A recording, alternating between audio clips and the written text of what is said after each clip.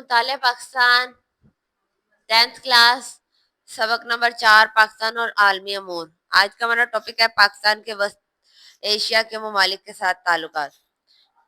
1991 में साबिक Soviet union रूस की शिकस्त, कौन कौन सी यूनियन थी ये?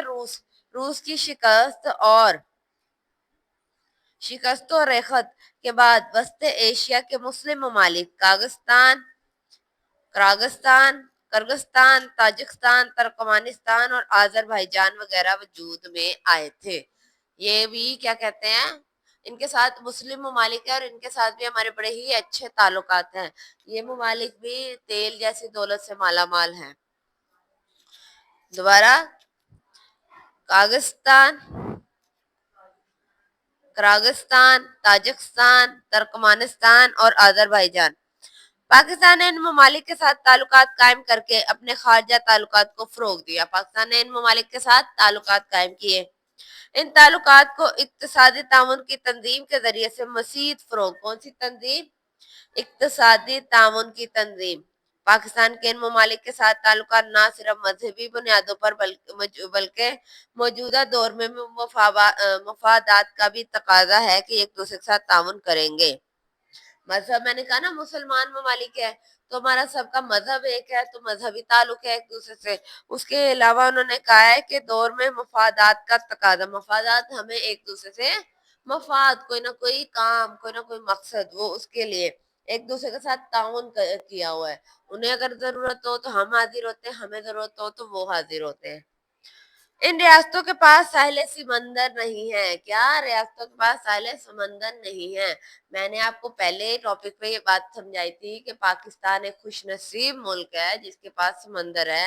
हमारे इर्द गिर्द बहुत से ऐसे ममालिक हैं जिनके पास समंदर नहीं है और पाकिस्तान से होकर उनके तजारती बेड़े जो है आगे जाते हैं, वो पाकिस्तान की बंदरगाह की मदद से तजारत करते हैं। तो इनके पास भी समंदर नहीं है।